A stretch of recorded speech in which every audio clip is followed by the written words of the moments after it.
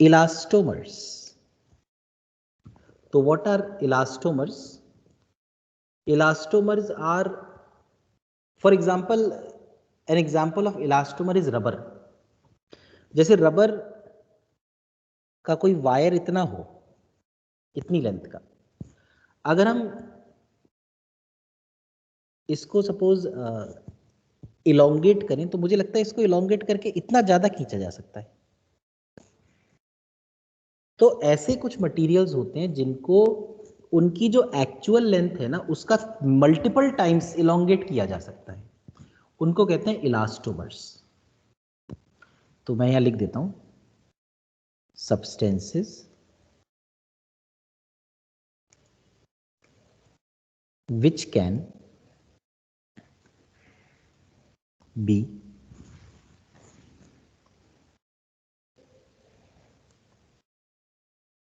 elongated to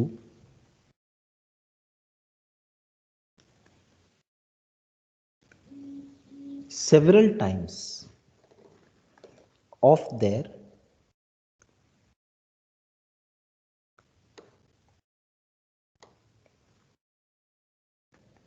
length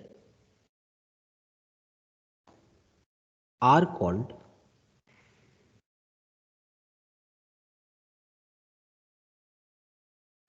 elastomers। इसका एक example है रबर। इनके लिए जो स्ट्रेस और स्ट्रेन का ग्राफ होता है ना वो ऐसा होता है। हमें ये जो ग्राफ अब मैं बनाऊंगा इसके बारे में ये नहीं कि हमें बहुत ज्यादा सोचना है, सिर्फ हम ग्राफ का शेप याद रखें कि for elastomers the stress strain graph is like this।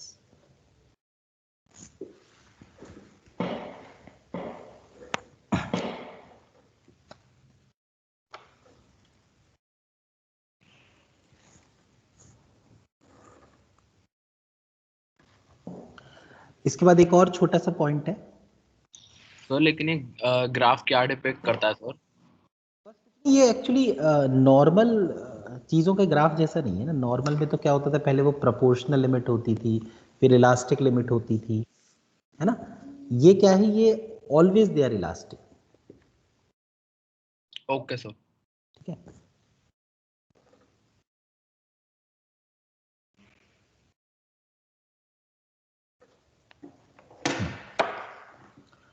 तो इसके बाद एक और पॉइंट है,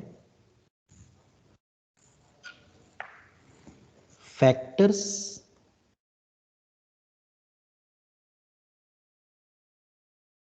affecting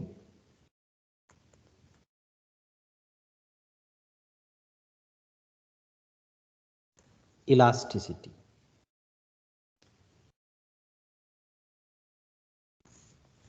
सबसे पहला जो फैक्टर है वो है सर हाँ बोलो। सर ऊपर की एक लाइन रह गई, थोड़ा सा ऊपर कर दो बस।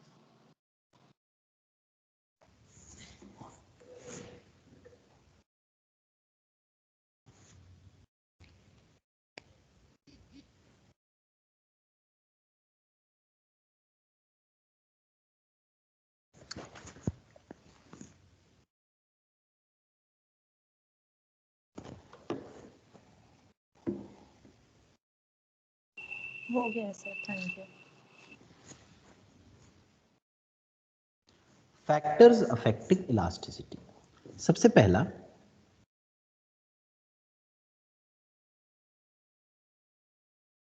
Temperature.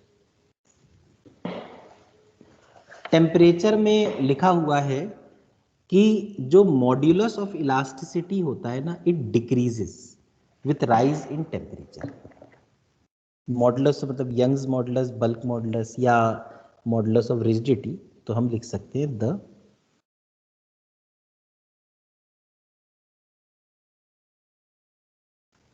Modulus of elasticity decreases with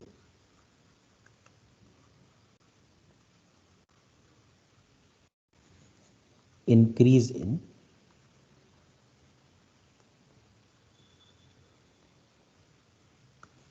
temperature. But there is one material whose name is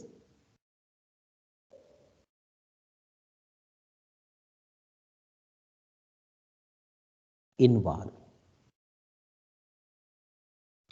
इस मटेरियल की जो इलास्टिसिटी होती है ना, उस पर टेम्परेचर बढ़ने या कम होने का कोई असर नहीं पड़ता.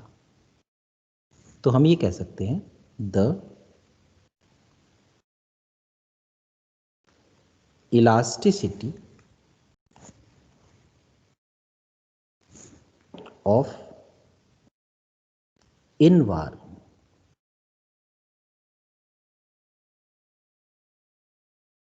remains unchanged with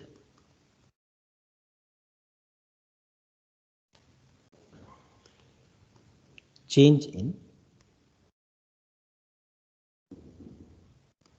temperature. Temperature के बाद अगला जो फैक्टर है which affects elasticity, they are impurities.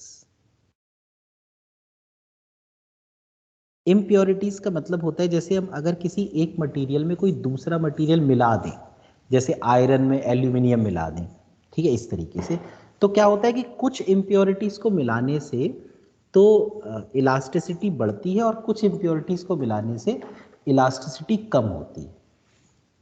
मतलब हम ये नहीं कह सकते कि भाई हमेशा बढ़ेगी या कमी होगी. ठीक है, तो हम लिखते हैं कि on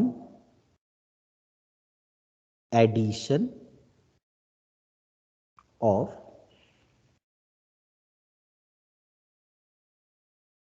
impurities the elasticity may either increase or decrease. On addition of impurities, the elasticity may either increase or decrease.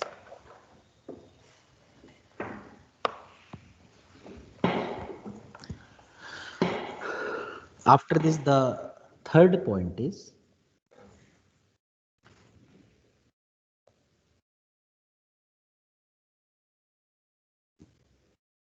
annealing. annealing word का मतलब होता है फर्स्ट हीटिंग, देन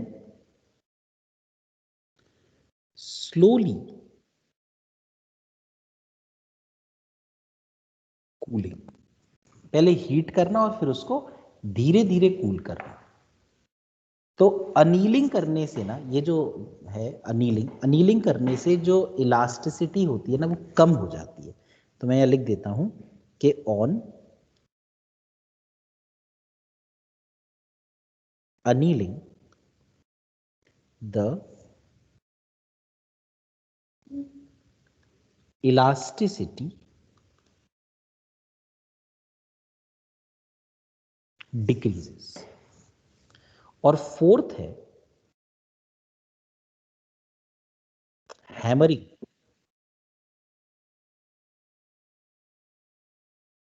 मतलब अगर किसी चीज को हम सपोज हैमरिंग करके उसको पतला बना दें, ठीक है, तो ऑन हैमरिंग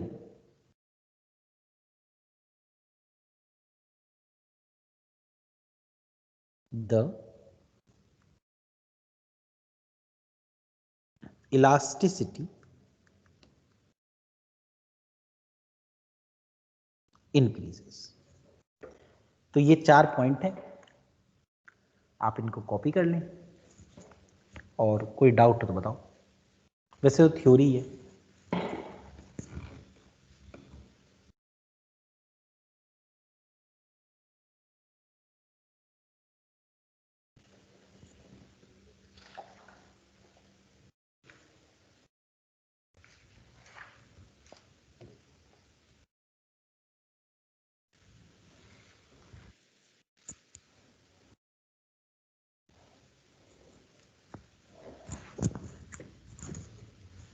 अच्छा, क्या मैंने आपको एक पॉइंट पढ़ाया, elongation of a wire due to its own weight? क्या ये हेडिंग लिखवाई है मैंने कभी आपको? No sir. Oh sir. Okay, तो पहले ये कॉपी जब कर लो तो बता देना।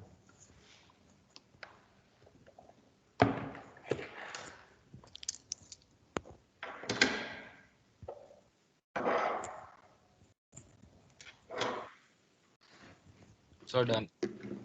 ओके,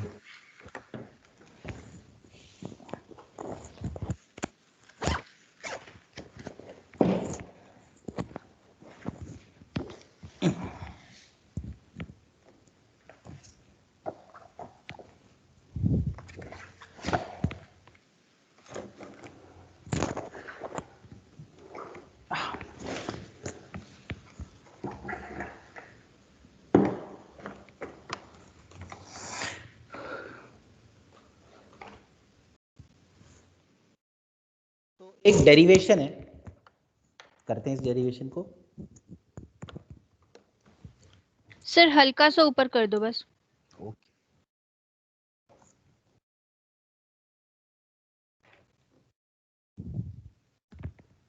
सर हो गया। ठीक है, ये डेरिवेशन जो हम करने वाले हैं, आप इसको पहले ध्यान से देखिएगा सिर्फ पूरे को, ठीक है? उसके बाद डाउट्स पूछेगा, बीच में डाउट्स पूछेंगे ना तो आपको क्लियर होने में दिक्कत होगी, ठीक?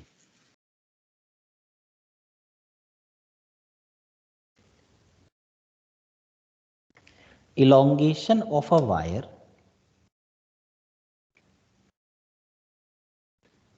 due to its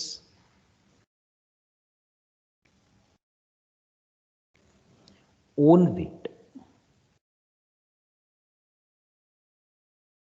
जैसे सपोज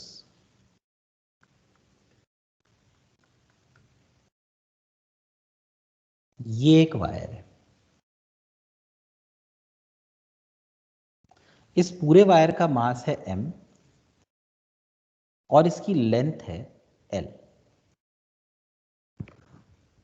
अब वो हमसे ये पूछते हैं कि क्या इस वायर में अपने ही मास की वजह से कुछ इलोंगेशन हो सकता है? तो हम कहेंगे भाई अगर वो लॉजिक वैलिड हो गया कि फोर्स लगी और उस वजह से इलोंगेशन हुआ, तो definitely why not, elongation can be present. ठीक है, तो हम क्या करते हैं, हम लोग सपोज बॉटम से x डिस्टेंस ऊपर एक बहुत जरा सी लेंथ ले लेते हैं।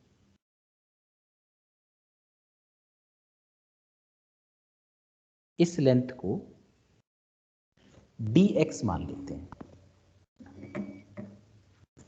अब ये जो dx लेंथ है, इस dx लेंथ को इसके नीचे वाला जो वायर है वो अपनी तरफ खींच रहा है। dx लेंथ को जो नीचे वाला वायर है वो अपनी तरफ खींच रहा है। तो नीचे वाला जो वायर है उसकी लेंथ x है, तो यहां मैं लिखता हूं लेंथ और यहां लिखता हूं मास। तो लेंथ l है और उस लेंथ l का मास है m। अगर यूनिट लेंथ होती तो मास होता m/l। तो अगर ये जो x लेंथ होती, जो x लेंथ नीचे टंगी हुई है, इसका मास होता m/l इंटू एक्स। तो इतने मास की वजह से जो टेंशन इस dx लेंथ में डेवलप होती वो होती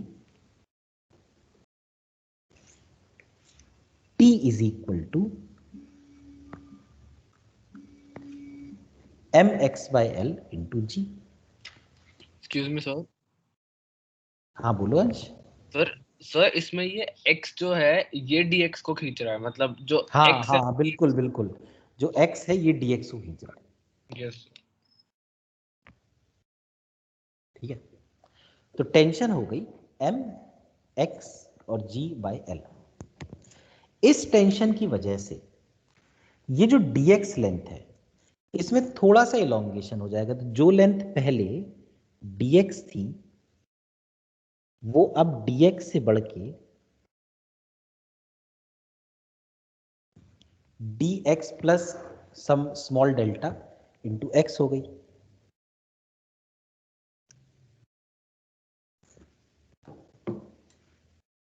तो what we can do is the stress will be force upon area or tension upon area, so it will be m g x upon l, force upon area a। ये हो गई stress. जो strain develop हुई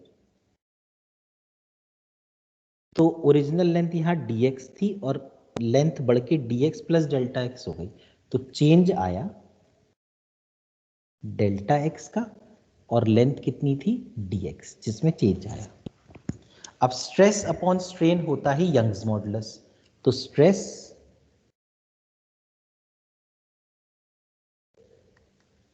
upon strain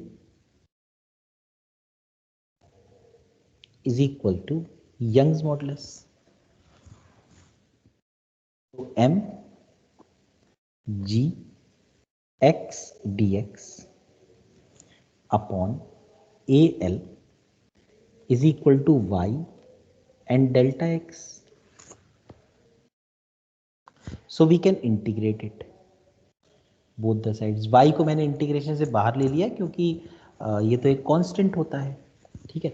अच्छा, elongation 0 से suppose delta x तक very कर रहा है और x की वैल्यू, जैसे x तो इस वायर की लेंथ है, तो x की वैल्यू 0 से l तक वेरी कर रही है, तो 0 से l तक। तो हम लोग अब इसमें लिख सकते हैं m g और x dx का होगा x स्क्वायर बाई 2 और a भी नीचे है l भी नीचे है। कहाँ से कहाँ तक है ये? 0 से l तक। This will be y and delta x का इंटीग्रेशन करके पूरा ये आ गया 0 से डेल्टा x तक, डेल्टा x आ गया। तो m g x स्क्वायर मतलब हो गया l स्क्वायर और 2al is equal to y delta x। तो डेल्टा x आ गया mgl अपॉन 2ay।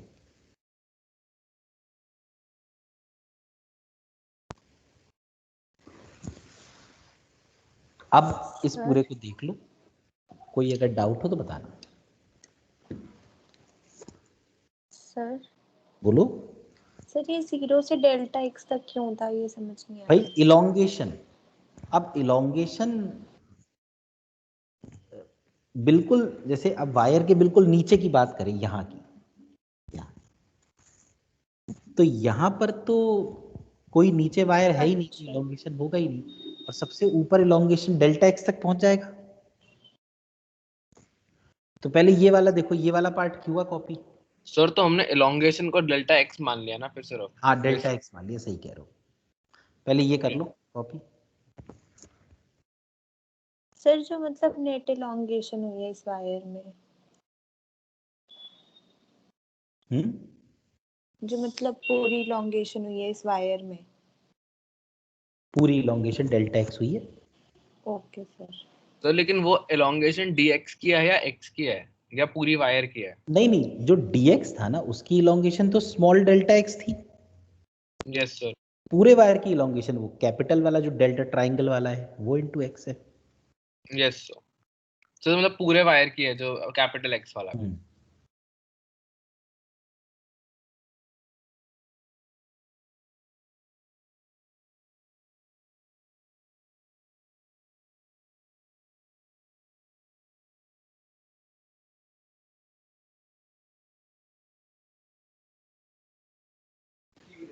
तो सर जो हेलो सर, बोलो बोलो।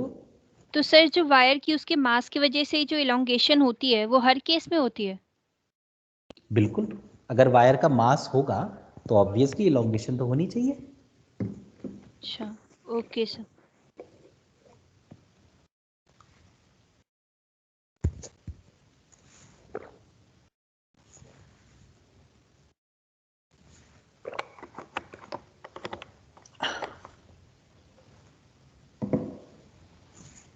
सर थोड़ा नीचे कर दो।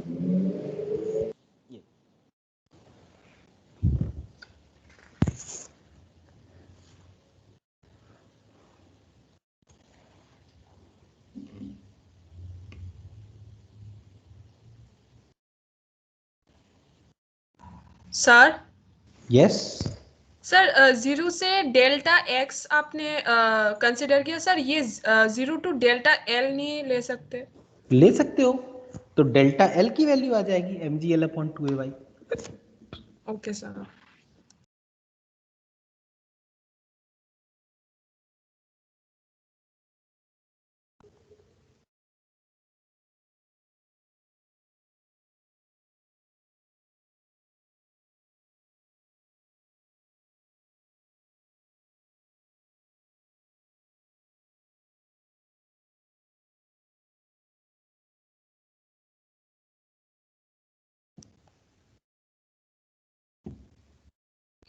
तो सर डेल्टा एल जो होता सर वो पूरे वायर का होता फिर?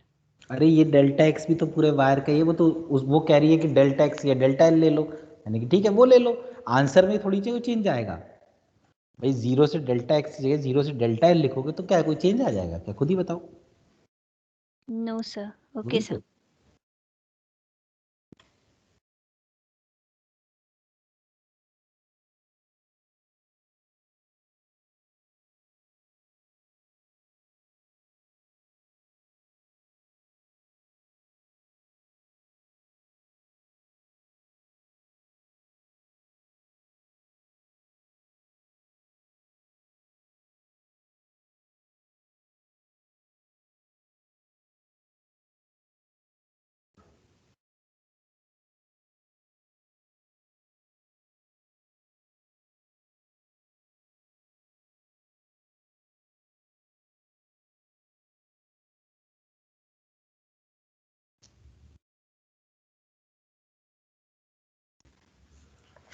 तो जब आप लोग कर लें तो मुझे बता दीजिएगा।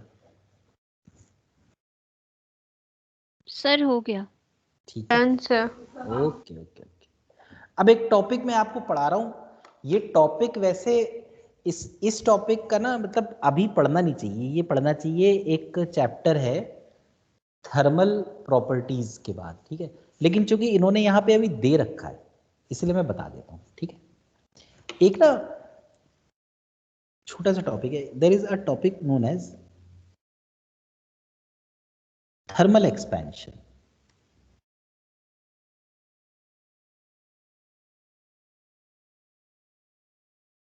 अब इसमें क्या होता है कि अगर मान लो सपोज कोई रॉड है और इस रॉड की लेंथ है L और अभी इसका टेम्परेचर है थीटा। अगर हम लोग टेम्परेचर को थोड़ा सा बढ़ा दें, थीटा से बढ़ाकर थीटा प्लस डेल्टा थीटा कर दें, तो जो लेंथ है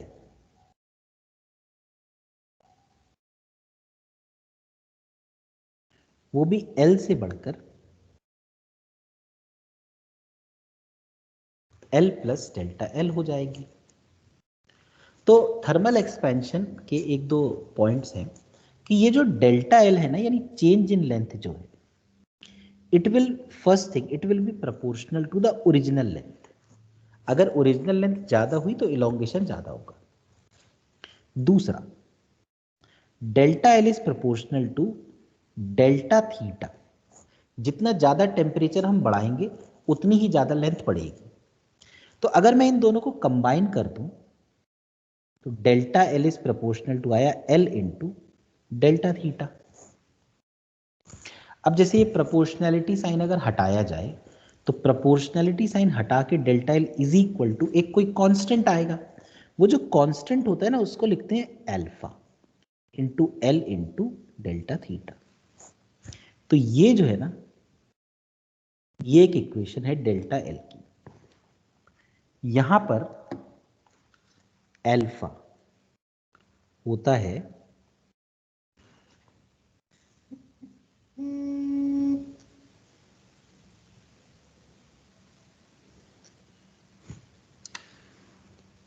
कोफिशिएंट ऑफ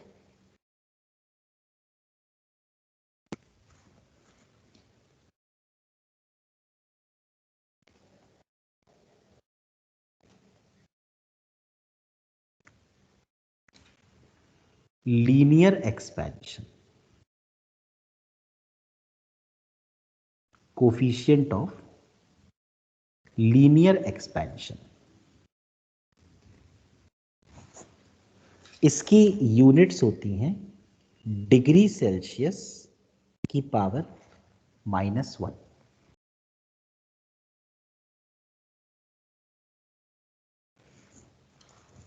तो अब जैसे हम ये लिख सकते हैं ना कि जो न्यू लेंथ है, न्यू लेंथ वो ये है,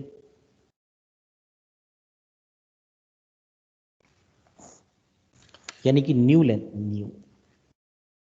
लेंथ हो गई L plus alpha L delta theta. तो जो नई लेंथ है वो हो गई L और ब्रैकेट में 1 प्लस अल्फा डेल्टा थीटा।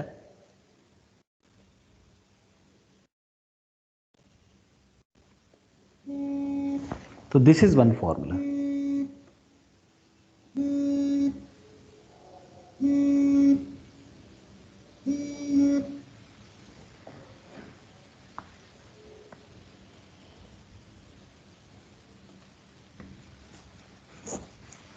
ठीक है, न्यू लेंथ। मैं बार बार नेट लिख दे रहा हूं। अब मुझे बताइए, क्या आपको इतना क्लियर हुआ? Yes sir. Yes sir. Sir yes yes बोलो। सर यहाँ पे थीटा क्या है? थीटा, हाँ थीटा है यार,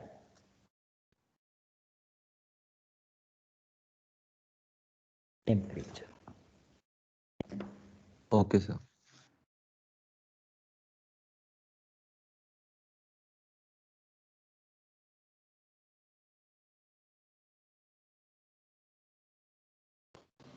सर यस, सर और अगर टेम्परेचर डिक्रीज भी होगा तो हम तो लेंथ कम हो जाएगी, बिल्कुल माइनस। लेंथ बिल्कुल कम हो जाएगी। Okay sir.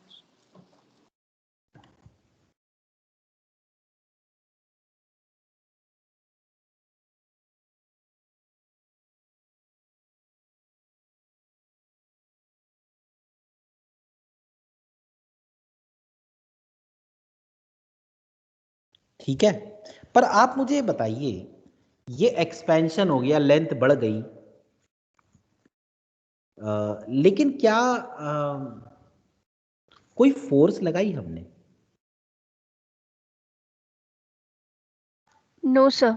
No sir. No sir. नहीं लगाई ना। तो अगर कोई हमसे पूछे ना यहाँ पर कि एक रॉड रखी हुई थी और उसका टेम्परेचर बढ़ा दिया, तो बताओ उसके अंदर स्ट्रेस कितनी डेवलप हुई?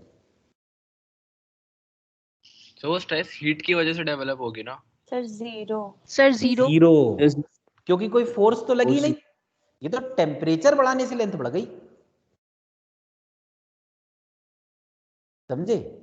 तो स्ट्रेस सिर्फ तभी डेवलप होती है जब अंदर फोर्स डेवलप हो।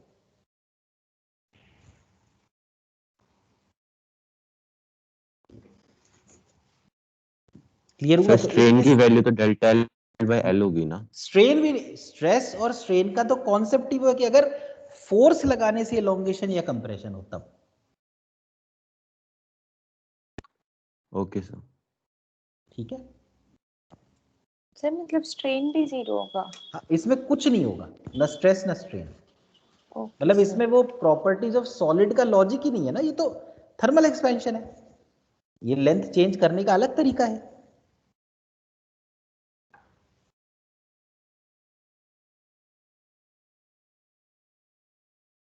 क्लियर हुआ? बोलो।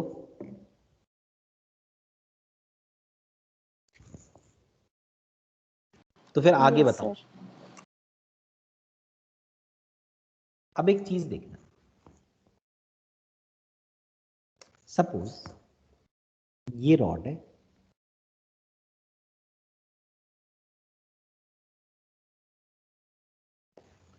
लेंथ L, अभी इसका जो टेम्परेचर है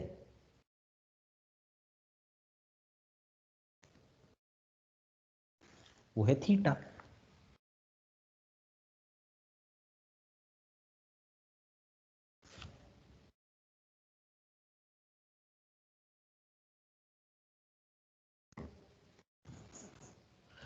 अब मैं इसको ना दो इस तरह से वॉल्स के बीच फंसा देता हूं ताकि लेंथ बढ़ ना पाए।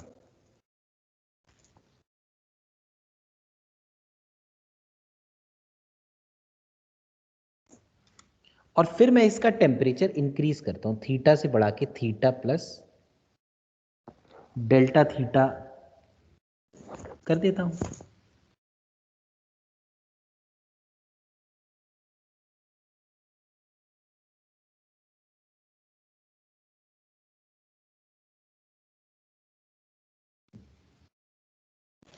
तो क्या लगता है लेंथ बढ़ेगी क्या? सर श्रिंक होएगा सर, या सेम रह सकता है? हमने बेंड हो टेम्परेचर जाएगा सर।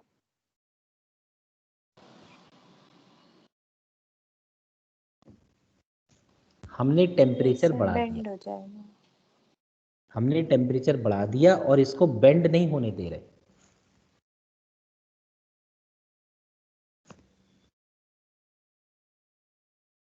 तो जब टेम्परेचर बढ़ाएंगे तो क्या इसकी लेंथ बढ़ेगी? नहीं सर, लेंथ नहीं बढ़ेगी सर। ऑब्वियस सी बात है, लेंथ तो बढ़ नहीं सकती। सर थिकनेस में इंक्रीज आएगा फिर।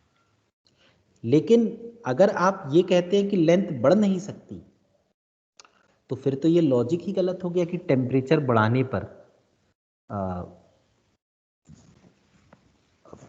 बढ़ाने पर लेंथ बढ़ती है।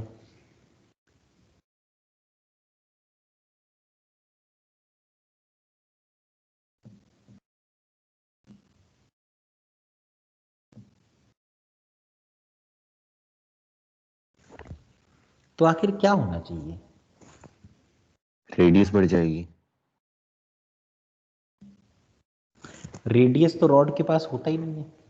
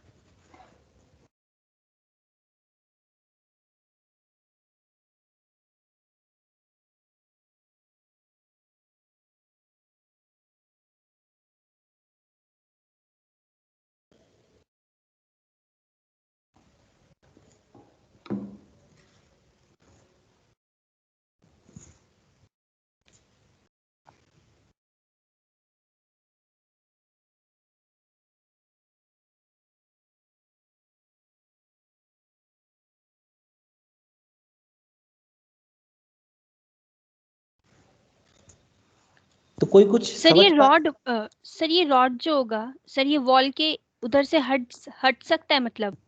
कुछ नहीं हो सकता। ऐसे इमेजिन मत करो कि इधर हो जाएगा, दीवार खिसक जाएगी। सिर्फ ऐसा वॉल इस पे फोर्स लगाएगी। तो एक्चुअली ना लोगों ने इसको समझाया कैसे?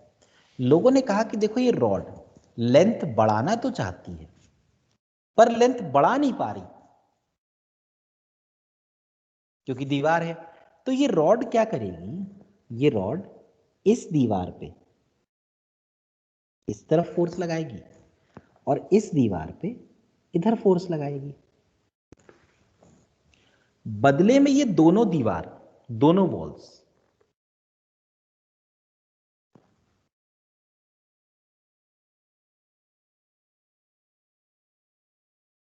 इस पे ऐसे फोर्स लगाएंगे।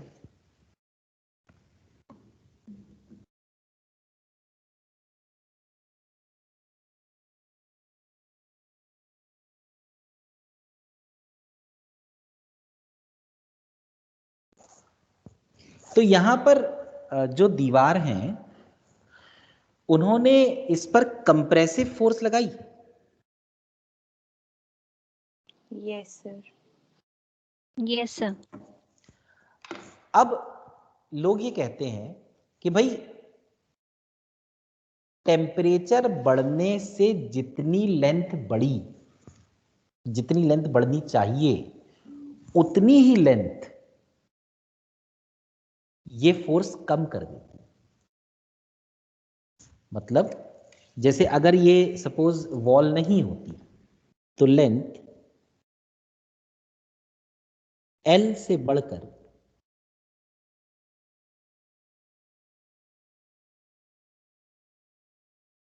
L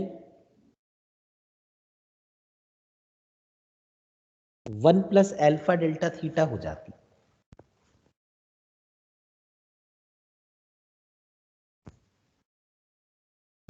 अब वॉल ने क्या किया, जैसे शुरू में तो लेंथ बढ़ गई, वॉल ने इस पर फोर्स लगानी शुरू करी और इसको कंप्रेस करके वापस अपनी पुरानी लेंथ में ले आई। इसीलिए हमको ऐसा फील नहीं होता कि लेंथ बढ़ी, एक्चुअल में जितनी लेंथ बढ़ी उतनी ही लेंथ कम हो गई। तो इसका मतलब देखो लेंथ बड़ी कितनी होगी, L 1 plus alpha delta theta minus L, तो कितना आ जाएगा L alpha delta theta. This is increase in length due to increase in temperature।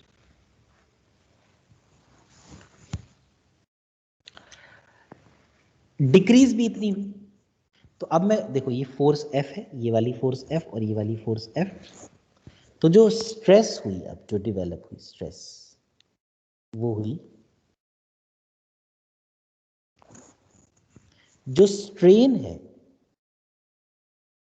वो है चेंज इन लेंथ, जितनी लेंथ डिक्रीज हुई, क्योंकि जितनी इंक्रीज हुई उतनी, अपॉन ओरिजिनल लेंथ। अब इस केस में ओरिजिनल लेंथ तो ये वाली है ना, क्योंकि इसको कम करना है, तो L, this is strain, change in length upon original length. So this we can get as alpha delta theta upon,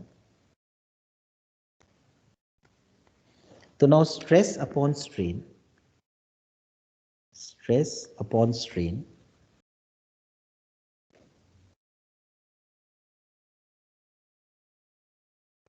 is equal to Young's modulus।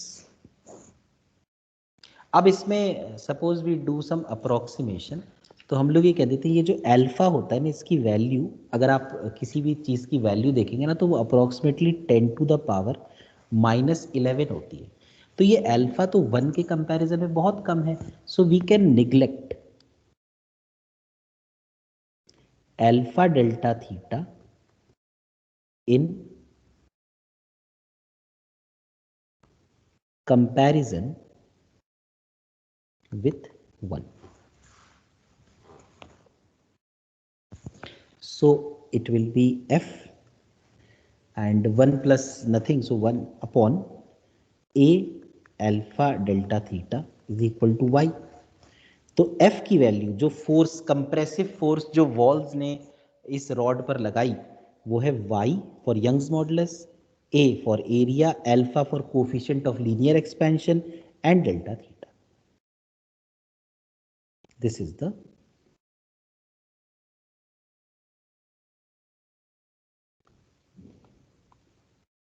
Compressive force. और अगर मैं ये फोर्स अपॉन एरिया कर दूं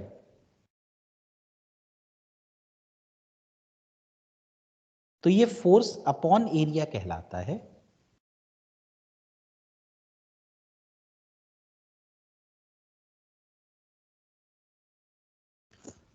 थर्मल स्ट्रेस, क्योंकि अब तो force लग रही जो उसकी लेंथ कम कर रही है। तो थर्मल स्ट्रेस यहां पर कितनी हो जाएगी,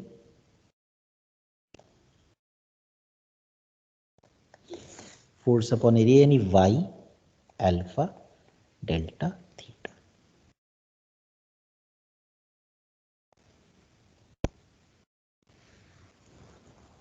अब आप पहले इसको देख लीजिए और कोई अगर आपको डाउट हो तो बताइएगा। यहां से स्टार्ट है, यहां से, और इस टॉपिक का नाम है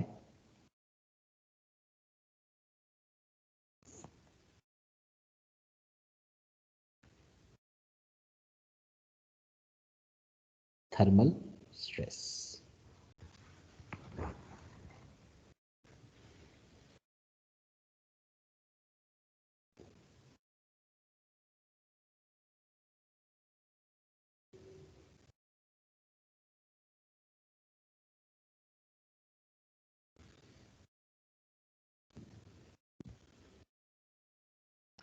सर यस सर एरिया तो न्यू लेंथ का होगा ना? बेटा, एक्चुअली हम लोग ये अज्यूम कर लेते कि area is not changing. Okay sir.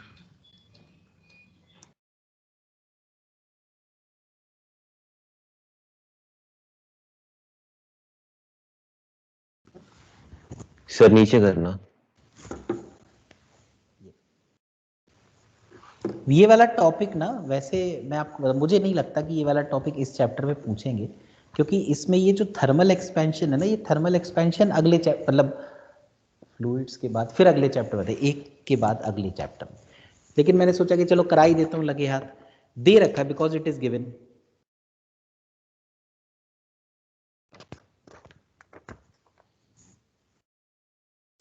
हम लोगों ने बल्क मॉडुलस पढ़ लिया था ना, delta V upon V, delta rho upon rho. Yes sir. Okay okay.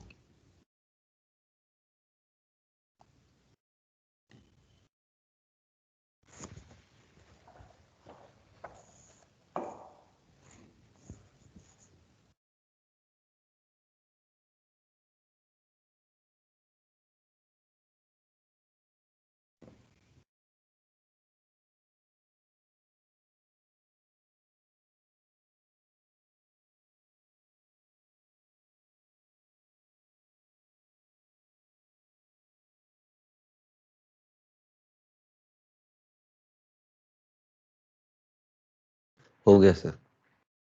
ठीक है, ओके।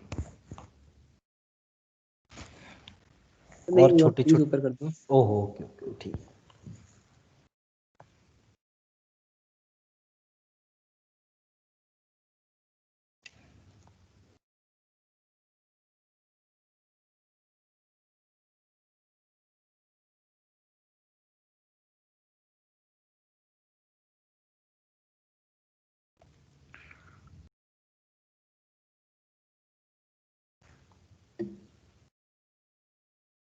सर हो गया, थैंक यू।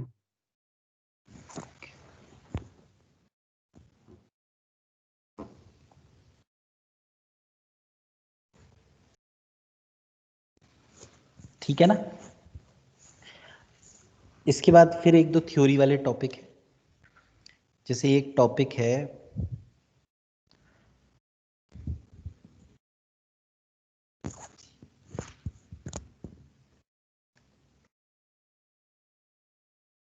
इलास्टिक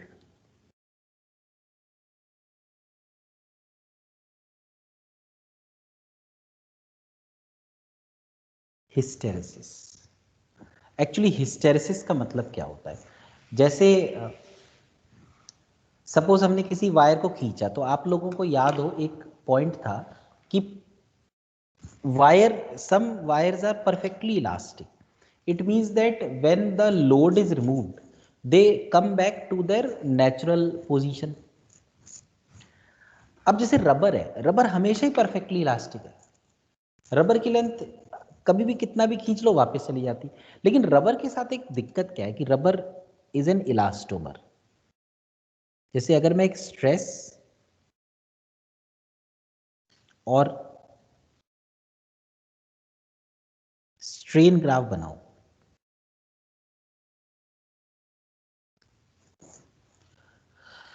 तो रबर को खींचने में, मान लो कोई एक एक्सपेरिमेंट है। एक्सपेरिमेंट क्या है मैं आपको बताता हूँ। एक्सपेरिमेंट ये है कि सपोज हमने रबर का एक वायर लिया,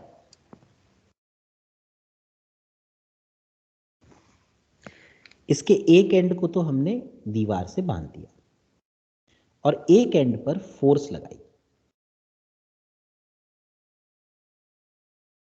और यहां तक ले गए, बिल्कुल स्लोली स्लोली ले गए, ऐसा नहीं कि एकदम झटके से ले गए। ठीक, उसके बाद हमसे कहा गया कि अब आप इसको ना वापस ले जाइए। और वापस भी ऐसे ले जाइएगा कि धीमे धीमे ही ले जाएं, ठीक है? जैसे आप धीमे धीमे लेकर आए थे उसी तरह से धीमे धीमे ले जाएं। तो हम लोग जब इसको वापस ले जाएंगे ना, तो एक चीज अगर आप नोट करें, सपोज रबर यहां कहीं पहुंचा है, तो अभी भी रबर के अंदर जो रीस्टोरिंग फोर्स है वो तो इसी तरफ लग रही है। तो आप कहेंगे कि यार अगर मैं इसको छोड़ दूं तो ये अपने आप ही चला जाएगा, लेकिन फिर तो बहुत तेजी से जाएगा। मुझे इसको धीमे धीमे ले जाना है, तो धीमे धीमे ले जाने के लिए मुझे जो फोर्स लगानी पड़ेगी वो तो इस तरफ ही लगानी पड़ेगी, ताकि ऐसा ना हो कि ये रिस्टोरिंग फोर्स एकदम से ले जाए इसको। अब आप जब लेकर आ रहे थे तो भी आप इस तरफ फोर्स लगा रहे थे, when you were slowly pulling it, when you are slowly decreasing the elongation, then also we have to apply the force in the same direction.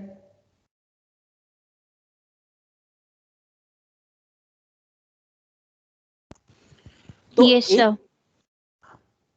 तो एक्सपेरिमेंटली हमने देखा कि जब हम ले के पुल कर रहे होते हैं तब जो फोर्स होती है, और जब वापस ले जा रहे होते हैं तब जो फोर्स होती है, ये दोनों इक्वल नहीं होती।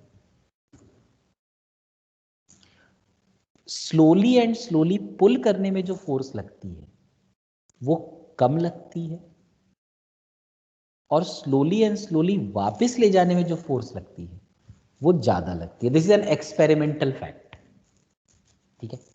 इट हैज लाइक मतलब एज सच एक्सप्लेनेशन इसका हमें नहीं पढ़ना, एक्सपेरिमेंटल फैक्ट। तो हमने इसका जब ग्राफ बनाया ना, तो हमने कहा कि जब इसको हम इलोंगेट कर रहे हैं तब तो ऐसे जा रहा है, क्योंकि बहुत ही कम फोर्स में बहुत ज्यादा इलोंगेशन हो रहा है, फोर्स बहुत कम, स्ट्रेस बहुत कम, इलोंगेशन बहुत ज्यादा।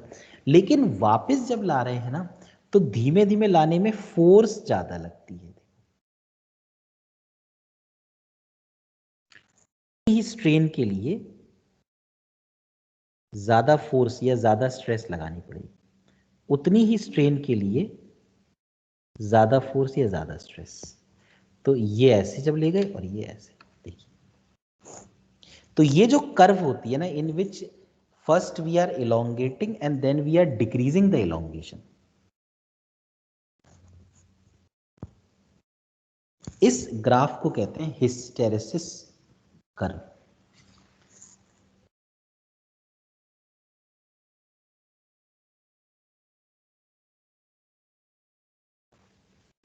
इस हिस्टेरेसिस कर्व का बहुत फायदा है। जैसे आप एक बड़ा सिंपल सा लॉजिक सोचिए, अगर बाइक्स में एक शॉक एब्जॉर्बर होता है, उसका काम क्या होता है? जैसे कि अगर किसी बाइक किसी गड्ढे में चली गई तो वो कंप्रेस हो जाएगा और फिर वापस आएगा। तो क्या होता है कि कंप्रेस करने में वो एनर्जी स्टोर कर लेता है, और वापस आने में उतनी ही एनर्जी अगर वो रिलीज करता, तो हमें जो झटका पहले लगना था वही बाद में लगता, क्योंकि जो एनर्जी हम तक आनी थी पहले वही बाद में आती। कुछ लॉजिक समझ आया मैं क्या कह रहा हूं? देखो कोई गड्ढा है, अपन उस पर बाइक चला रहे हैं, बोलो कुछ। यस सर एक सर। और बार बता हाँ दो। मैं वही तो बता रहा हूँ ना, तो सुन ही नहीं रहे यार तुम लोग। कोई गड्ढा है, अपन उस पर बाइक ले गए, एकदम से झटका लगेगा। अब मान लो किसी ने कहा कि यार अपन अच्छी वाली बाइक से चलते हैं, इसमें ना स्प्रिंग्स लगी हुई हैं, तो वो स्प्रिंग कंप्रेस हो जाएंगी। पर ये Yes, बताओ sir. कंप्रेस होंगी तो फिर उसके बाद वापस भी तो आएंगी नेचुरल लेंथ पे। Yes sir. तो Yes, sir. आइडियली क्या होना चाहिए कि जब कंप्रेस हुई तो एनर्जी स्टोर कर ली, यानी जो झटका आपको लगने वाला था वो स्प्रिंग्स ने सह लिया, तो आपको नहीं लगा। Yes sir. पर Yes, जब आप sir. नॉर्मल रोड पर आए, नॉर्मल रोड पर, तो नॉर्मल रोड पर वो वापस नेचुरल लेंथ में आएंगी। अब जब नेचुरल लेंथ में वापस आएंगी तो जो झटका उन्होंने पहले सहा था अब वो वापस आपको दे देंगी, क्योंकि अपनी एनर्जी वो रिलीज कर देंगी पूरी। Yes sir. Yes sir. लेकिन हमने ऐसा देखा एक्सपेरिमेंटली कि स्प्रिंग जब जितनी एनर्जी लेती है वापस आते समय उतनी ही एनर्जी रिलीज नहीं करती, उससे कम एनर्जी रिलीज करती है। और ये जो एरिया है ना, ये वाला हिस्टेरेसिस कर्व का एरिया, ये एरिया हमें बताता है कि कितना एनर्जी का लॉस होता है।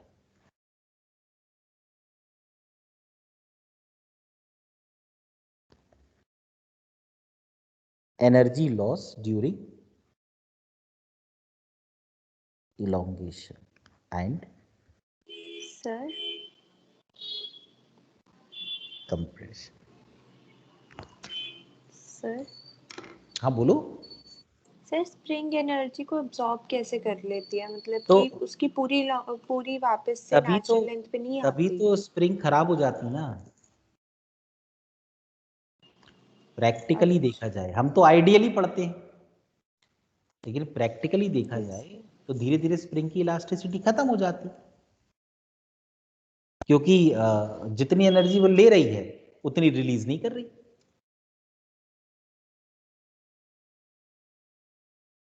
तो सर मतलब उसकी इलॉन्गेशन भी वापस पूरी नहीं होगी, बिल्कुल कुछ कम होती है, होगी। लेकिन कुछ एनर्जी वो अपने मटेरियल में एब्जॉर्ब कर लेती, तभी तो धीरे धीरे मटेरियल वो हो जाता है। अच्छा, ये अगर ओके एनर्जी सर। एब्जॉर्ब करती रहेगी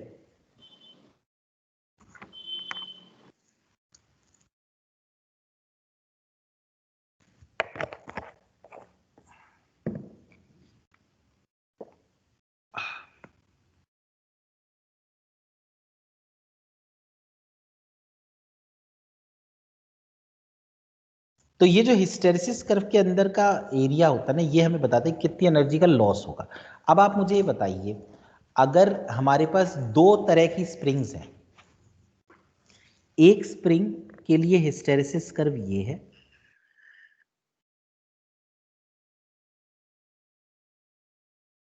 और एक स्प्रिंग के लिए हिस्टेरेसिस कर्व ये है।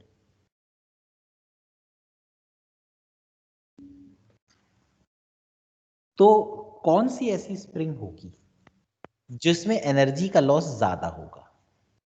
सर फर्स्ट वाली। फर्स्ट वाली। ऑब्वियसली फर्स्ट वाली। इसका मतलब ये है कि जितनी एनर्जी ये स्प्रिंग एब्जॉर्ब करेगी उसका बहुत कम हिस्सा हम तक पहुंचाएगी फर्स्ट वाली, जबकि सेकंड वाली हम तक ज्यादा हिस्सा पहुंचाएगी। तो हमसे पूछते हैं कि किसको आप as a shock absorber use कर सकते हैं? Sir first. फर्स्ट। फर्स्ट वाली को। फर्स्ट वाली को। अंडरस्टूड। इस पर एक क्वेश्चन भी आया था, बिल्कुल यही क्वेश्चन था। कहा था ये मटेरियल ए है, ये मटेरियल बी है, which material will you use as a shock absorber? So A.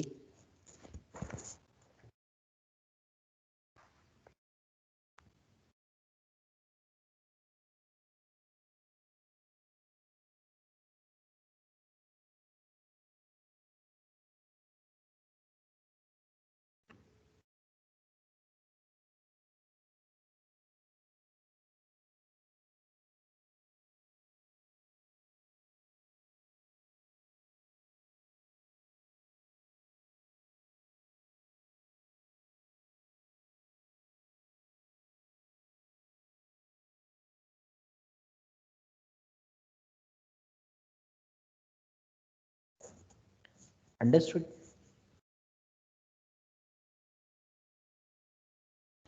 Sir yes sir. बोलो बोलो शगुन बोलो। सर एक इलास्टोमर से डाउट था। क्या बोलो? सर इसमें हम यंग्स मॉड्यूलस नहीं डिफाइन करते इलास्टोमर्स के लिए? नहीं, यंग्स मॉडुलस तो बेसिकली मतलब उनके लिए डिफाइन होगा ना जो अगर मतलब इनका ये वाला रीजन ना, एक्चुअली ये वाला रीजन होता ही नहीं ना, सीधा वाला। डिफाइन तो कर ही सकते हैं ऑब्वियसली, वो तो एक मटेरियल की प्रॉपर्टी है, तो डिफाइन तो किया ही जाता होगा, है ना, लेकिन इससे निकालना मुश्किल है। जैसे ग्राफ से हम निकाल लेते थे ना कि वो स्ट्रेस अपॉन स्ट्रेन, वो नहीं निकाल पाते। अच्छा सर, जैसे इसका कर्व बनता है तो क्वाड्रेटिक इक्वेशन से निकाल सकते हैं फिर? नहीं बेटा, नहीं निकाल सकते, उसके लिए सीधा रीजन चाहिए। अच्छा, और सर ये इसमें ज्यादा या कम कंपेयर कर सकते हैं?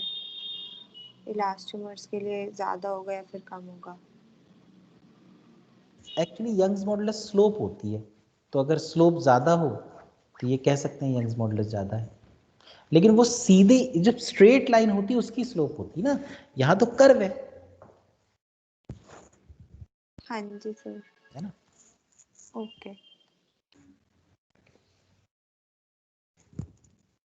Okay, one more topic. It is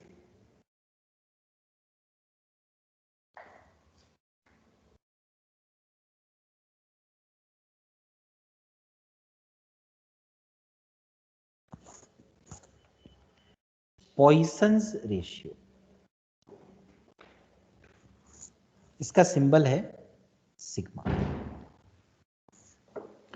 देखो, Poisson's ratio is based on practically used application. जैसे आप ये देखिए, सपोज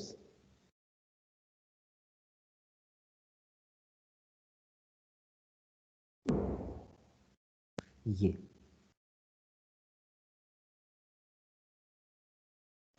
एक वायर है, पर मैंने इस वायर को थोड़ा सा बड़ा बना दिया, हमको दिखे। इसकी लेंथ L है और इसका जो रेडियस है वो R है। अब हम लोग सपोज इस पे फोर्स लगाएं, इधर F। एक्चुअली दोनों तरफ अगर आप फोर्स नहीं लगाएंगे ना, सिर्फ एक तरफ लगाएंगे, तो फिर इसमें मोशन होना शुरू हो जाएगा। तो मोशन होने से थोड़ा सा ये होगा कि हो सकता है कि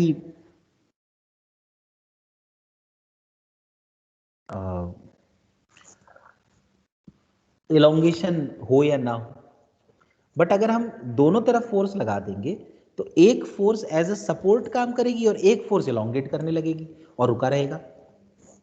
तो जब ये इलोंगेट होगा तो आप देख सकते हैं इलोंगेट होकर कुछ ऐसा हो जाएगा।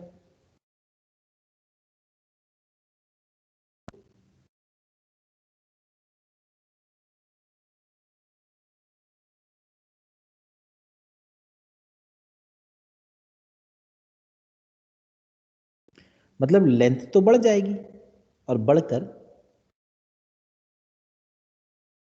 L प्लस डेल्टा L हो जाएगी।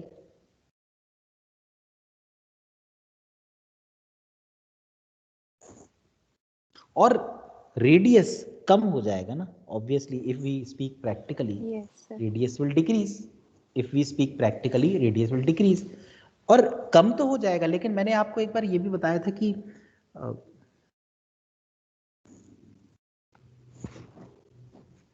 चाहे कोई चीज कम भी हो रही हो ना तो भी उसको माइनस में नहीं लिखते, तो इस रेडियस को भी हम R प्लस डेल्टा R लिख देंगे, और यहां ये लिख देंगे कि जो डेल्टा R है ना वो निगेटिव है।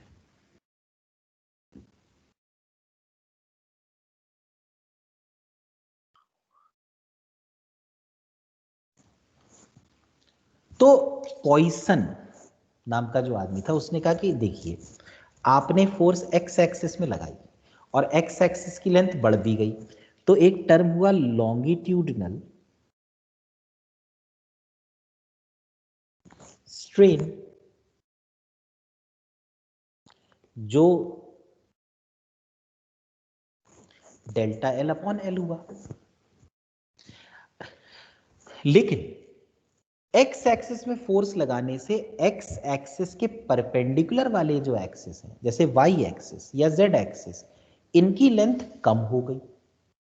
जैसा कि हम यहां देख पा रहे हैं, रेडियस वाई एक्सिस में है, लेंथ कम हो गई रेडियस की। तो फोर्स के परपेंडिकुलर डायरेक्शन में जो स्ट्रेन मिल सकती है वो कहते हैं इसको लेटरल स्ट्रेन, यानी परपेंडिकुलर डायरेक्शन में स्ट्रेन, और ये होगा change in the radius upon original radius. बस एक चीज है, आप देखो डेल्टा एल तो पॉजिटिव है और डेल्टा आर निगेटिव है, तो अगर मैं यहाँ पर एक माइनस साइन लगा दूं तो स्ट्रेन पॉजिटिव हो जाएगी क्योंकि डेल्टा आर निगेटिव है। Yes sir.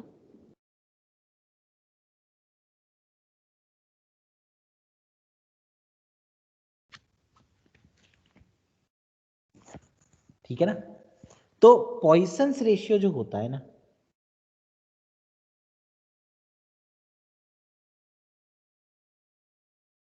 सिग्मा, ये होता है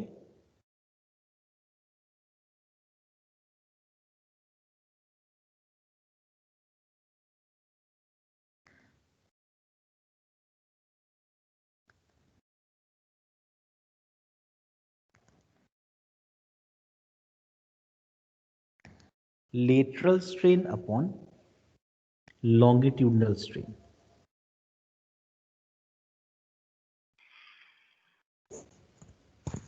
मतलब सिग्मा होता है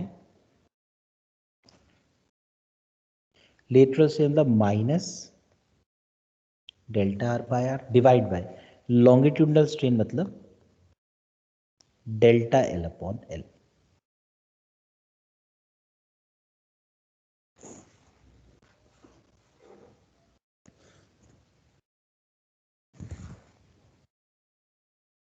देख लो इतना क्लियर हुआ। Yes, sir. ये जो सिग्मा है ना, आइडियली इसकी value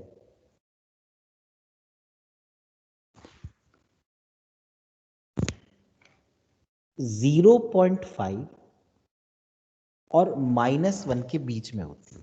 ideally, this is theoretically, ऐसा हो सकता है, लेकिन प्रैक्टिकली जितने भी मटेरियल्स देखे गए किसी में भी सिग्मा हमको निगेटिव नहीं मिला, तो इसलिए सिग्मा की प्रैक्टिकल वैल्यू, अच्छा ये मैं इक्वालिटी साइन यहाँ लगा देता हूं, 0 से 0.5 के बीच में होती है।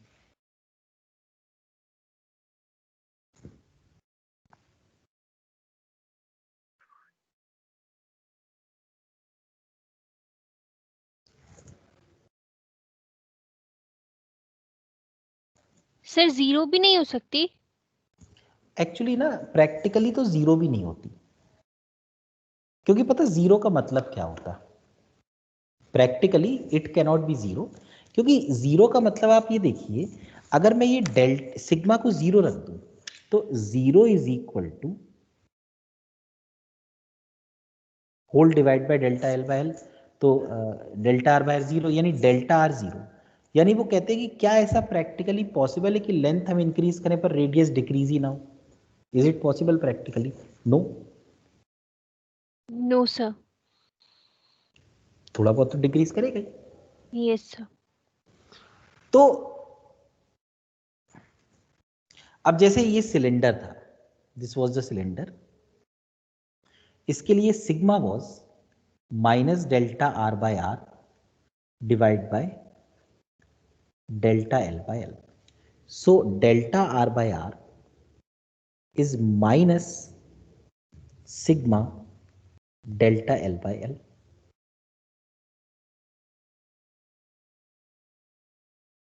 This is the relation between fractional change in radius and fractional change in length.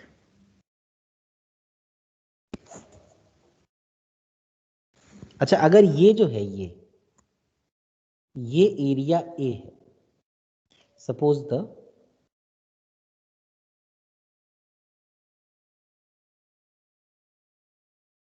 Cross sectional area is A, तो क्या मैं एरिया को ये लिख सकता हूं पाई आर स्क्वायर। तो अब मैं यहां अगर ये वाला लॉजिक लगा दूं, delta A upon A is equal to 2 times delta r upon r.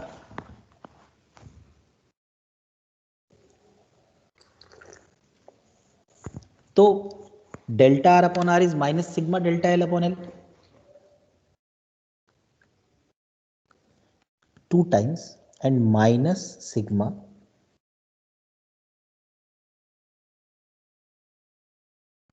तो fractional change in the area अगर हमको निकालना हो तो वो हम निकाल सकते हैं। अच्छा, इसी की वॉल्यूम क्या होगी? सपोज ये लेंथ है, ये एरिया है, तो वॉल्यूम हो गई area into length. So we can write delta V upon V is equal to delta A upon A plus delta L upon L. Now delta A upon A is minus 2 sigma delta L upon L, तो ये delta V upon V आ जाएगा delta L upon L into 1 minus 2 sigma.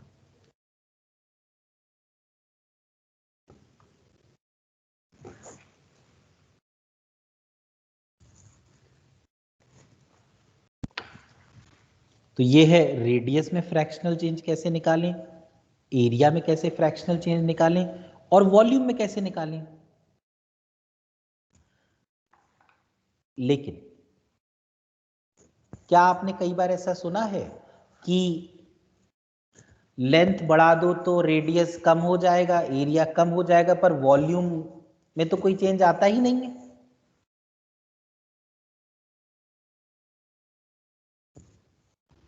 Yes sir. Yes. तो Yes. हमसे पूछते हैं कि आखिर ऐसी क्या कंडीशन हो कि वॉल्यूम चेंज ना हो। Condition for volume constant temperature to remain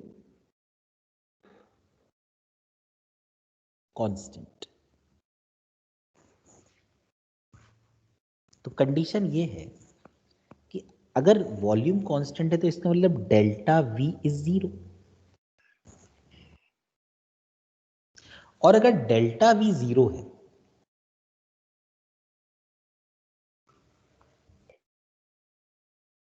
तो ये जो 1 माइनस 2 सिग्मा है ये भी 0 होना चाहिए। सो 1 minus 2 sigma is 0. So 1 is equal to 2 sigma. So sigma is equal to 1 by 2 or 0.5. तो अगर सिग्मा की वैल्यू 0.5 हो तो there is no change in the volume.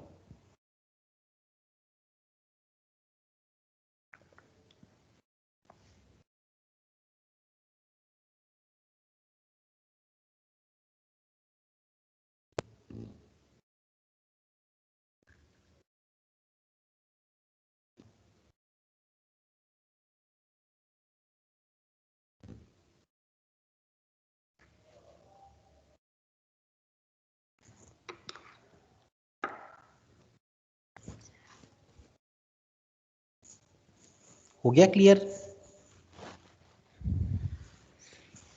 Yes sir. Yes, sir. ठीक है, तो अब हमें क्या क्या चीजें मिल चुकी हैं एक बार मैं देख लेता हूं। जो जो कांस्टेंट्स हमको मिले हैं ना, one we have got Young's modulus, we have also got bulk modulus, then modulus of rigidity, and last is sigma या Poisson's ratio। इनके बीच आपस में कई सारे रिलेशंस होते हैं, but we don't have to remember all the relations, we have to remember only 2 रिलेशंस। One is this,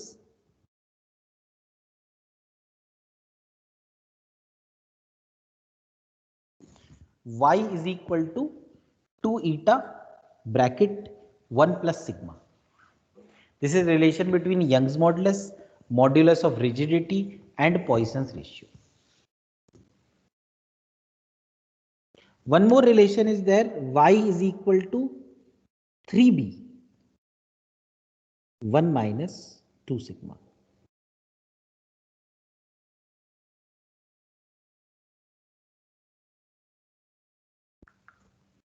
So if we remember these two equations, we can find out all the relations. Sir Yes. Sir थोड़ा ऊपर scroll कर दो.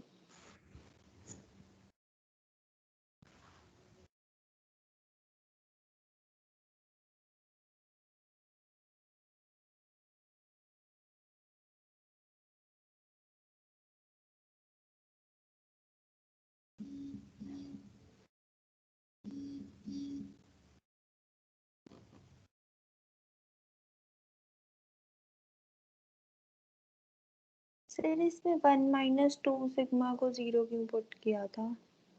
भाई condition for left hand side अगर 0 है तो right hand side 0 नहीं होनी चाहिए. अच्छा ओके सर.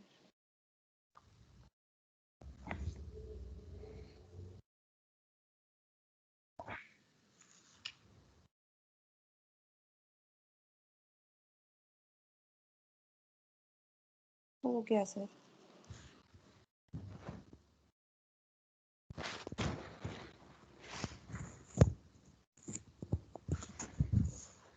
देख लेता हूँ और कोई टॉपिक बचा हो तो इसके अलावा. अदरवाइज तो मेरे ख्याल में लगभग सारे ही टॉपिक्स हो ही गए. बल्क मॉडुलस हो गया है. वो बता दिया था क्या मैंने कि डेल्टा रो अपॉन रो जो होता है वो डेल्टा पी अपॉन बी होता है.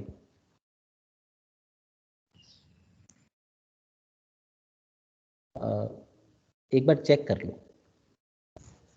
बल्क मॉडुलस में था होगा. नहीं सर ये नहीं यस सर. बताया था. चेक कर लो बताया था.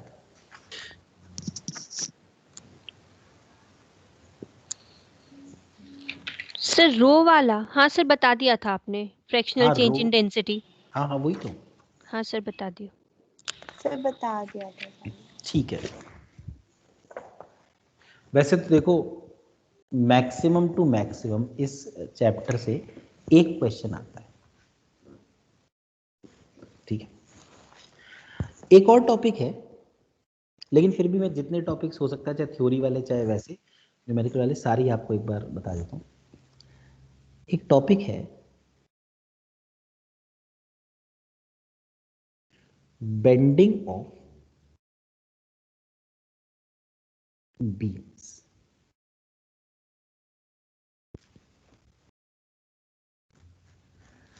तो पहली चीज तो ये बीम का यहां मतलब क्या होता है.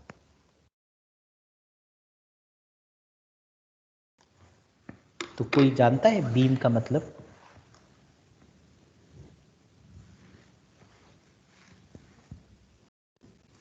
सर वो जो रूफ में लगते हैं.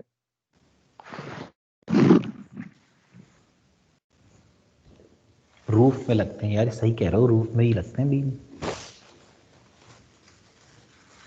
क्या होता जैसे पहले ना जब घर बनते थे मतलब कोई तो पहले क्या होता था मतलब घर कैसे बनते थे मैं आपको बता देता हूँ. पहले ना वो क्या करते थे कि घर की सब दीवारें बना लेते थे. जैसे ये घर है तो इसकी ये इस तरह से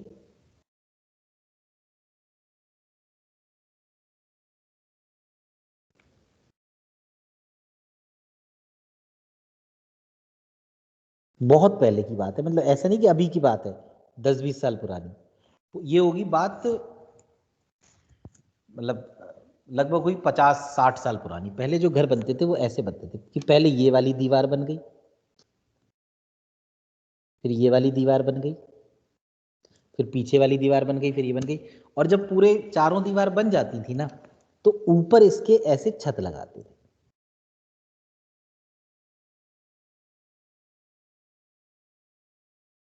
ठीक है.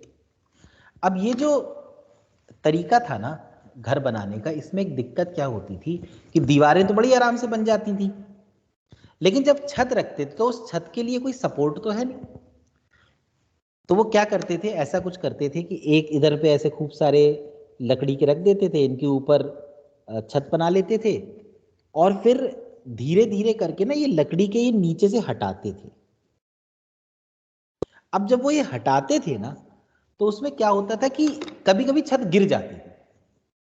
क्योंकि ये तो तभी हटाएंगे ना जब उनको ऐसा फील होगा कि छत पूरी तरह से सूख गई है, इसका सीमेंट। कभी कभी नहीं सूखता था तो गिर जाती थी। ठीक है, फिर उन्होंने क्या किया, इस कंस्ट्रक्शन के तरीके को खत्म कर दिया, क्योंकि ये कंस्ट्रक्शन का तरीका रिलायबल नहीं है। ठीक है, फिर उन्होंने क्या किया, उन्होंने कहा कि भाई ना हम दीवारें बनाएंगे ना हम छत बनाएंगे। ठीक है, पहले हम सिर्फ एक स्ट्रक्चर बनाएंगे। तो इसलिए आजकल आप कोई बिल्डिंग देखेंगे ना कहीं पे जो बन रही हो, तो वो ऐसी बनती है। देखो ऐसे ही होता है, एक पिलर, यहां पे एक पिलर हो रहा होता है,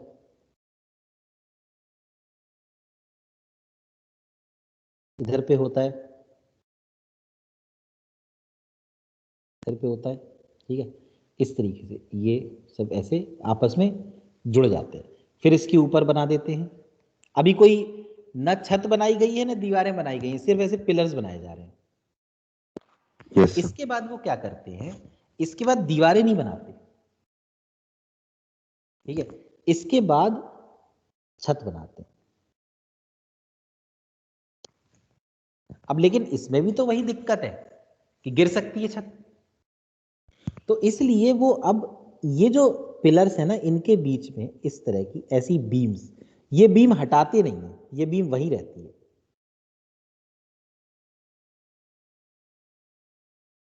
ऐसे।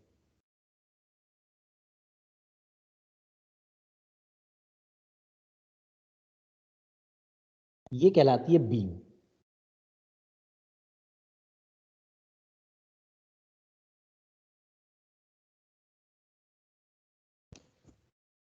छोटे घर में एक ही बीम रहती है, बहुत बड़े बड़े घर में दो दो तीन तीन बीम हो सकती हैं। ठीक है, और उसके बाद अब वो कहते हैं कि भाई ये एक फ्लोर बन गया। इस फ्लोर में अगर आपको सपोज एक घर बनाना है तो आप यहां पे दीवारें लगा दो, अगर आपको दो घर बनाने हैं तो आप यहां पे बना के ऐसे पार्टीशन करके दो दीवारें लगा दो।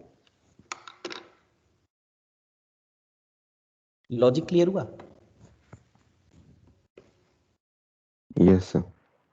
तो Yes, sir. ये जो बीम है ना, ये अब ये सोचो यहां पर अगर लोग खड़े हैं, भाई लोगों के रहने कोई तो बन रहा है, तो ये बीम, इसको अगर मैं देखूं यहां पे इस तरह से, ये इधर पे और इधर पे पिलर्स के सपोर्ट में है। अब लोग यहां खड़े हैं, तो इस बीम को सपोज आयरन की भी हो किसी की भी हो, खूब सारा वेट रख दिया जाए, तो ये बीम जो है इसको ऐसे बेंड हो जाना चाहिए आइडियली। Yes sir.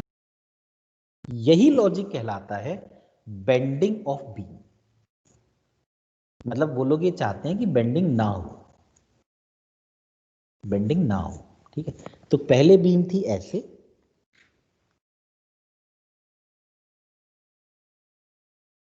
अब ये बीम है इस तरीके से। तो ये जो है ना, ये कहलाता है डेल्टा, कि कितना आखिर बीम डिप्रेस हो गई, कितना डिप्रेशन आ गया किसी वेट W को रखने में। तो इसका जो फॉर्मूला होता है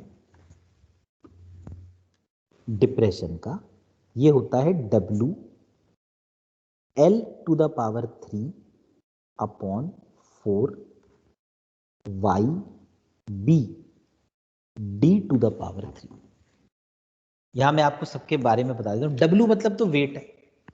अब जैसे बीम इस तरह की होती है, ये है, this is beam, it is made of cement or it can be made of some other material also. This is a beam.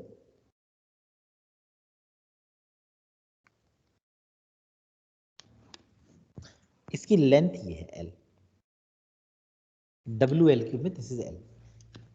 Y इसका मतलब यंग्स मॉडुलस, B मतलब ब्रेड्थ ये, और D मतलब ये डेप्थ।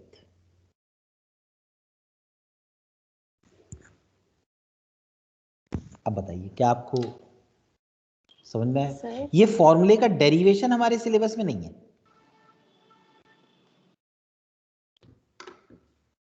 सर हाँ बोलो। सर ये बीम कोई रॉड जैसी नहीं होती? रॉड जैसी होती है, बिल्कुल।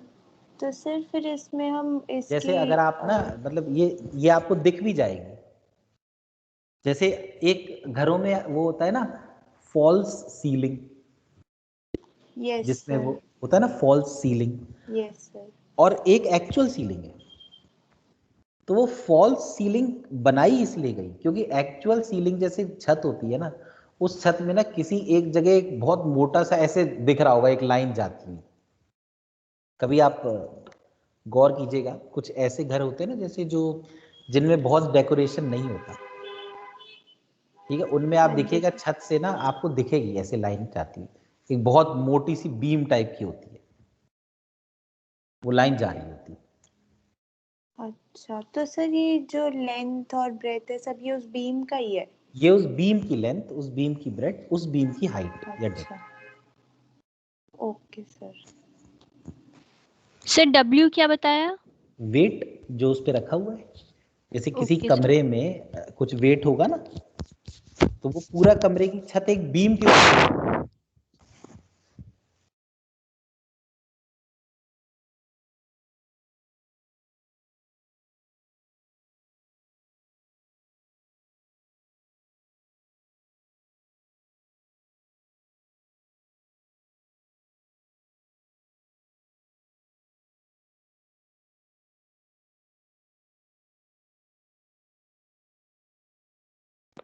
हो गया सर। ठीक है। तो हमसे पूछते हैं कि फॉर स्मॉल डिप्रेशन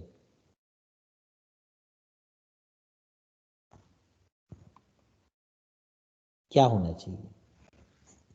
तो पहली चीज L कम होना चाहिए, डेल्टा अगर स्मॉल चाहिए हमको, तो जो चीजें न्यूमरेटर में है वो छोटी होनी चाहिए, जो चीजें डिनोमिनेटर में है वो बड़ी होनी चाहिए। तो there are two basic things, जो दो इंपॉर्टेंट चीजें, एक तो लेंथ शुड बी स्मॉल और एक D for depth, it should be large.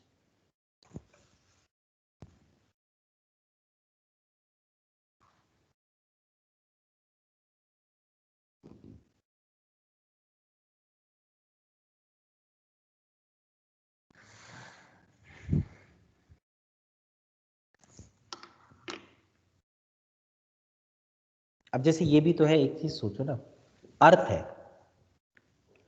अर्थ भी किसी मटेरियल से बनी ना, crust, it is made of some mud और समथिंग, सिलिका। अब अर्थ, ये अर्थ है, दिस इज अर्थ, इस पे सपोज ऐसे हम रखते जा रहे हैं, सपोज कोई मटेरियल ऐसे, फिर ऐसे, फिर ऐसे,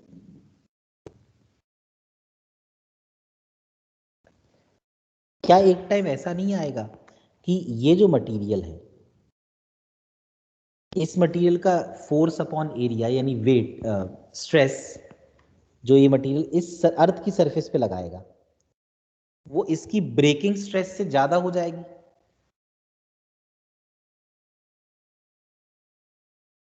तो ये टूट जाएगा और नीचे घुस जाएगा, ये है या नहीं? कुछ समझ में आया मैंने क्या बोला? सर एक और Yes, बार sir. बता दो। भाई ये अर्थ की सरफेस है, अब मान लीजिए आपने एक बहुत बड़ा पत्थर यहां रखा, इसके ऊपर एक और पत्थर रखा, एक और पत्थर रखा, एक और पत्थर रखा, करते करते एक टाइम ऐसा आएगा जब सारे पत्थरों का मास वो mg डिवाइड बाय जो ये एरिया है जहां लगा है, तो ये स्ट्रेस हो गई ना, mg upon area, force upon area. Yes sir. अगर वो स्ट्रेस इस अर्थ की ब्रेकिंग स्ट्रेस यानी जिसपे वो अर्थ का मटेरियल टूट जाता है उससे ज्यादा हो गई, तो ये मटेरियल यहां से टूट जाएगा और ये हिस्सा नीचे जाना शुरू हो जाएगा। Yes sir. इसीलिए ना जब कोई माउंटेन बनता है ना, माउंटेन, तो माउंटेन की ऐसा नहीं कितनी भी हाइट हो सकती है, भाई माउंटेन के नीचे अर्थ ही तो है, तो माउंटेन उतनी हाइट का हो सकता है जब तक अर्थ की मतलब जो मटेरियल नीचे है उसकी ब्रेकिंग स्ट्रेस से ऊपर चला जाए। तो माउंट एवरेस्ट की हाइट उतनी ही क्यों है? उससे ज्यादा क्यों नहीं है? क्योंकि एक्चुअली उससे ज्यादा हो ही नहीं सकती। अगर उससे ज्यादा होगी ना तो उतना हिस्सा फिर वापस अर्थ के नीचे चला जाएगा, ताकि ये जो मटेरियल यहां पे सिर्फ उतना ही रहे जितना ये मटेरियल सह पाए। आया लॉजिक समझ में? Yes sir. मतलब जैसे अर्थ जो है वो मैक्सिमम 10,000 मीटर तक सह सकती है, मैक्स मतलब उससे कम होना चाहिए। इसलिए अर्थ पे कोई ऐसा माउंटेन नहीं हो सकता जिसकी हाइट उससे ज्यादा हो।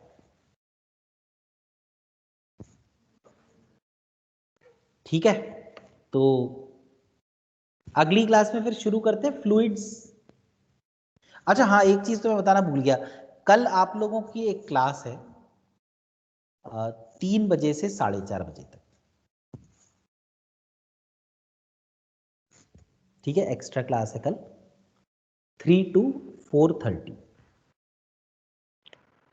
Okay sir. सर कल नेक्स्ट चैप्टर करवाओगे या फिर यही करवाओगे? नहीं नहीं, नेक्स्ट चैप्टर कराऊंगा कल, फ्लूइड स्टार्ट कराऊंगा। Okay sir. क्योंकि एक इसका 13 कुछ तारीख बचा है का सर? टेस्ट है ना आप लोगों का, इसमें इस ये चैप्टर में सर एक FT में टॉपिक आ बचा रहा है, है। फ्लूइड्स आ रहा है ना। Yes sir. हाँ, इसीलिए मैं सोच रहा हूँ कि एक एक्स्ट्रा क्लास ले लूँ, एक अगले वेडनेसडे ले लूंगा, तो हो जाएगा, फिर 4-5 क्लास में हो ही जाता है।